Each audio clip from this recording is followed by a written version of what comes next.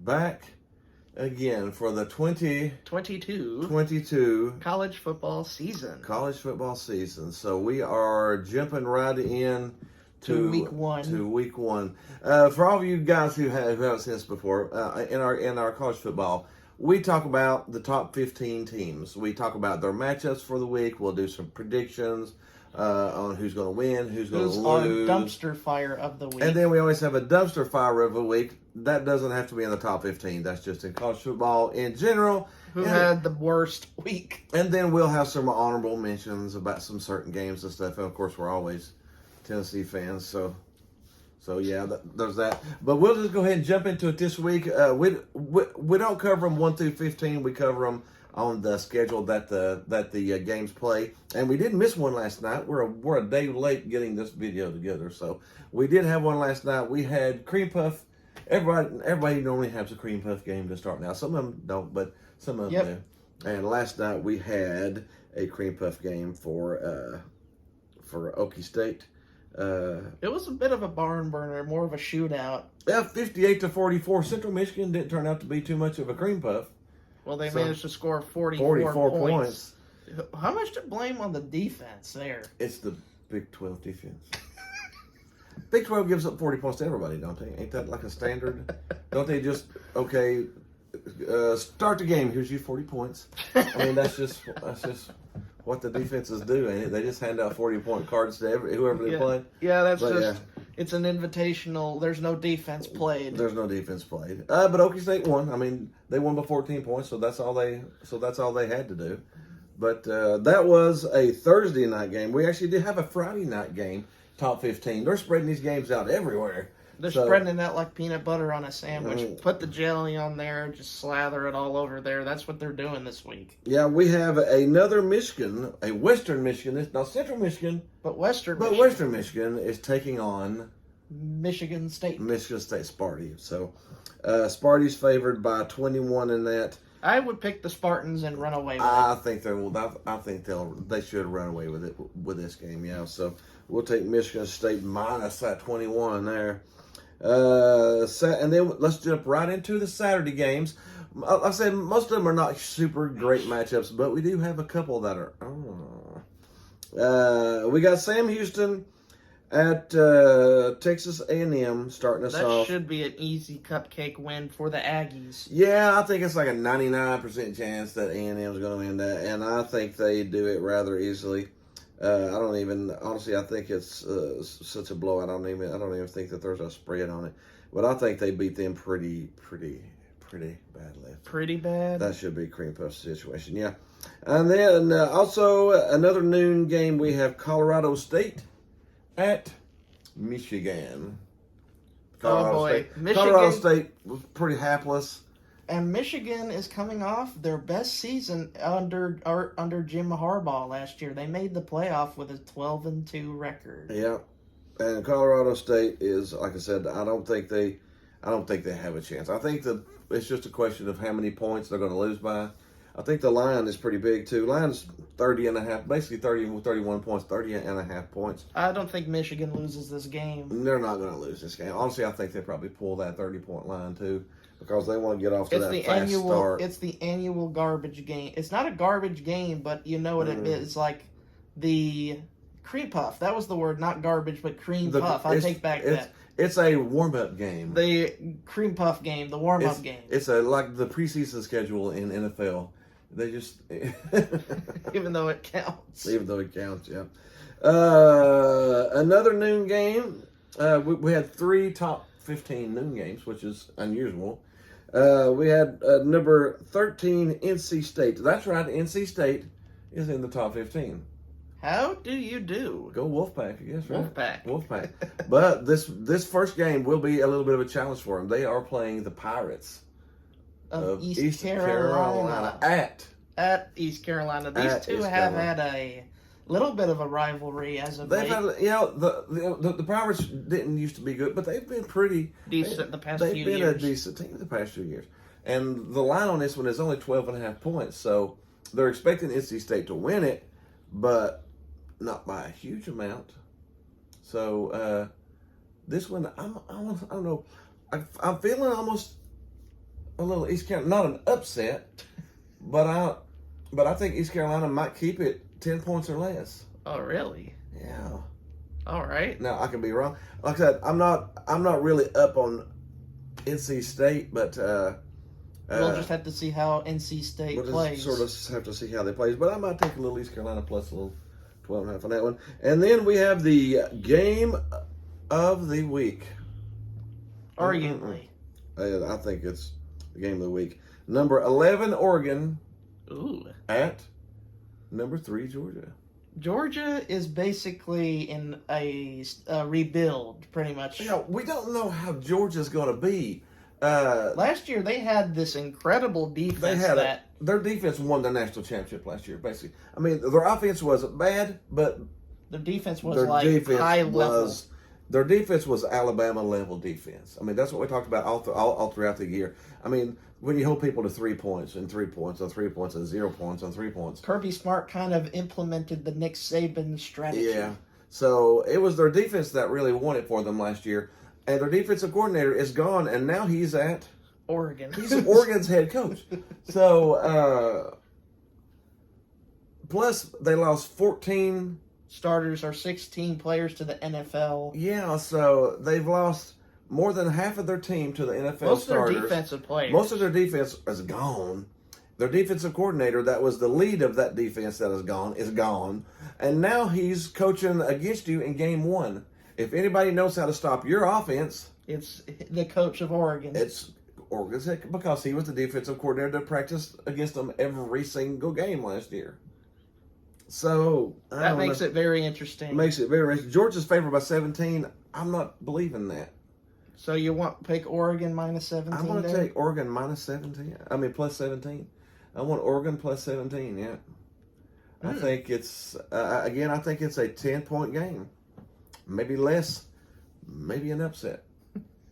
Ooh, game 1, week 1 upset maybe. Anyway, gosh. Yeah, and it's just because of those things. The defensive coordinator that was your power last year is on this team, coaching against you, and all your players you had here are in the NFL. I just don't see. That makes a lot of logical sense. I just don't see 17 points. Not unless Oregon is gutted, unless they just don't have any players. And Oregon's always got talent. Every single year. It seems like that program's always been consistent with getting good team players. Yeah. And again, this is week 1. We're probably going to be wrong 9 out of 10 times, but hey, that's what makes it fun. After the Oregon-Georgia game, we got UTEP at Oklahoma. Oklahoma is an interesting topic. Yes. Brent Venables, the longtime D coordinator at Clemson. Clemson is now their head coach. The head coach at Clemson. I mean, the head coach at Oklahoma, yeah. And honestly, I almost think Clemson's the same way. I think their defensive coordinator might have been the best coach on the team. So I'm really curious to see what Clemson does this year, too. But Oklahoma's going to do really good. The UTEP's already 0-1. They've already lost one this year, so they're not going to beat Oklahoma. Honestly, it's probably going to be a 30-point game again. So Yep. Because they're going to want to go in there and prove again, jump on them and pound them and prove that they're still worthy. Because as of right now, we only got a 14 playoff. As of this year. As of this year. So you got to make a statement hard and fast. Yep. To stay in that count for the top 4. And I think Brent Venables, Oklahoma fans forever seem to hate Lincoln Riley these days, don't they? Yeah, they do, yeah. The next top 15, we got Rice at USC. That's another 30-point game. Speaking of Lincoln Riley. Yeah, speaking of Lincoln Riley, off to USC he went. I'm curious. Big snake move, in my opinion. Yes, I'm curious to see how, well, he doesn't have to play in the SEC anymore. He gets to run off to the Big Ten eventually. Yeah, to the Big Ten. It's like you're switching Still not the SEC.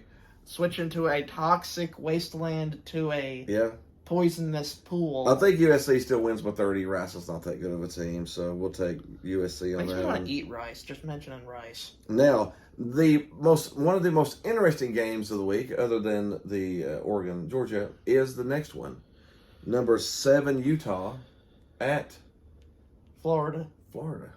This one was very interesting. Florida is coming off the year where Dan, the Florida man's no longer there. The head PE coach is gone. He's probably going off to another high school or So somewhere. he's somewhere PE coaching for high school somewhere. But the line's only 2.5 points favored to Utah. Billy Napier's coming in for Florida So Florida is unranked as a new head coach. and is only a 2.5 point underdog to the number 7 team in the country. Whoopity-doo. I'm going Utah. I mean, You're picking the Utes? minus 2.5. I mean, how can I not take Utah minus 2? Utah. I mean, unless Florida comes out and looks good. Last year they really did not look good. I mean, I'm not a Florida fan, of course. I'm a Tennessee, but last year they really didn't look good. All that good. So what's to make me believe they're going to come out in game 1 and beat the number 7 team in the country that some people are picking even to make the playoffs? That's really confusing to me because Florida, they're starting from scratch. Like I said, why are you picking them that close with Utah? I don't know. But I am taking me some Utah. That might be my lock of the week is some Utah minus 2.5 there. We got Albany taking on number 10 Baylor. That's right. Baylor's in the top 10 to start the year. Baylor's been in the top 10, not just in college football, but in college basketball as well. Yes, they Recently. are. Mm-hmm. They have been a two-way power. And Albany, honestly, I didn't even know Albany had a football team until now. So I think Baylor should do pretty good there. We've only got a couple more, 3 more of our top 15 games. We got Utah State at the Gumps. That might be the blowout of the week. The Alabama Crimson Tide. If you don't know why we said Gump, it's the terminology for Alabama. That is they're not the Crimson Tide, they're the Gumps, the Alabama Gumps. Run, Forrest, run! So I think the Gumps. I said this will probably be the blowout of the week. This will be 40. Yep. This will be 45 points for probably. Bama. Yeah. And then the other matchup of the week, if you're a Big Ten fan, is Notre Dame, number 5 at number 2. The. You don't say it without the. Yeah, because there's more than one. The Ohio State. That one's going to be a good one too. Everyone is hyping the crap out of Ohio State this year. They got them favored by 17 over number 5. So they're saying between ranked number 2 and number 5, there's that big of a gap. There's a 17-point gap. Why is Notre Dame even ranked in the top 10? I don't know. Again, a matchup that close, I got to take that many points. Ohio State may end up beating them by 30, but I got to take plus 17. Notre Dame plus 17. If you're only ranked from 2 to 5, there should be a 17-point gap between number 2 and number 5. Unless people think Ohio State's going to be outer worldly. I know, and it's possible. I mean, they could go in there and win the national championship this year. But starting out, I gotta take that many points. I gotta be plus 17 on that one. And then last but not least, we got a Monday night game because there's no NFL yet. So we got number 4 Clemson at the Georgia Tech Yellow Jackets. Yeah, and again, it's going to be interesting to see Clemson without 2 of their coordinators. Their offensive coordinator left to be the head coach of Virginia. Yep, so they've lost their offensive coordinator and their D coordinator. So they're starting a new slate. So it's head coach. Now this is where you see, is he a Nick Saban type? The head coach of Clemson, that is. Is he Nick Saban? Can his coordinators go where? And he just go, I don't care. I want you and you come here and coordinate for me. And they still win. So that's how good Nick Saban is as a head coach. That's how good Nick Saban is, yeah. So is he that good now? Can he say, all right, you boys come coordinate for me. I'm the head coach anyways. It don't matter. And we're going to keep on winning. Or does he go into this season and go like a fish go on 7-5?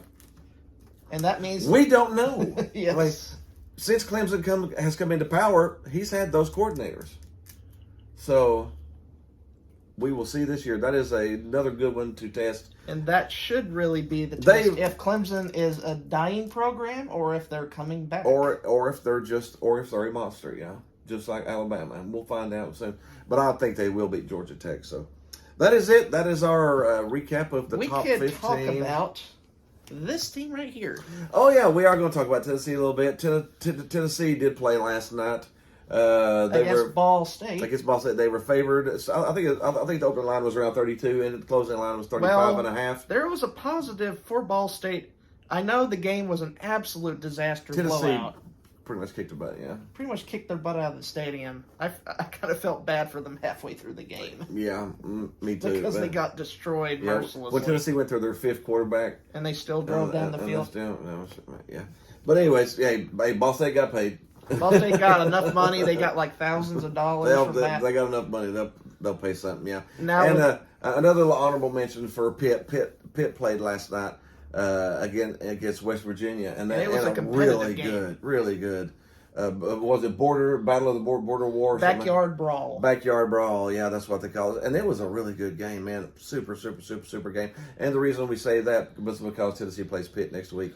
So Pitt might end up in the top 15 whenever we match up with them at Pitt. So that will be definitely one to go. Let's mention our dumpster fire of the week. And we still have to do our dumpster fire of the week. For those who don't know what this is, let us explain. Yeah, this is our little dumpster fire. Again, we pick out a college football team every week that we think, or a player, or a coach. You know, it could be just something to do with the college football genre that either stunk it up, or is just bad. Just really really bad. And this one, this dumpster fire has been burning for about 3 years now. This dumpster fire, they must have like propane plugged up to the back of the dumpster because this thing's been burning for 3 years now, and there's not enough trash you would think in there to burn that long. But it's been on fire for about 3 years now, and we thought, maybe the fire's out. It's not. It's just got more. It's just got more fuel. This thing's going to be a raging inferno, burning down half the state by the time it's over with. And of course, we're talking about the Nebraska Cornhuskers. Man, what a disaster! What a disaster! It smells terrible. It smells like burnt corn over there. Who are they playing now? Northwestern, probably the worst team in the Big Ten. And they were up 28. To 17 in the second half. And then for some unknown, inexplicable reason, it was the fourth quarter. They were up by 11 points in the fourth quarter, and they kicked an onside kick and didn't get it, and gave Northwestern a short field. So they didn't take any time off the clock, and they gave them a short field to score. That makes no freaking sense. And then the next drive, they threw an interception.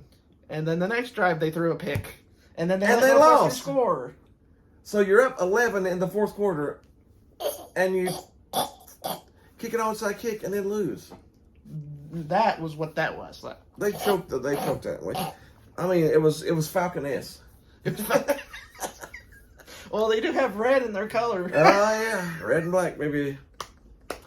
Oh, but yeah, that was terrible. And honestly, Scott Frost. We need to discuss Scott Frost. Scott Frost, in his coaching tenure at Nebraska, can you believe he's got 5 years? Tell us some stats from his tenure at Nebraska.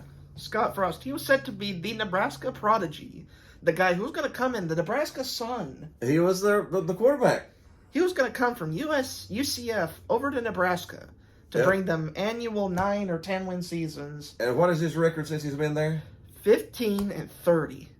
So he's only won a third of his games.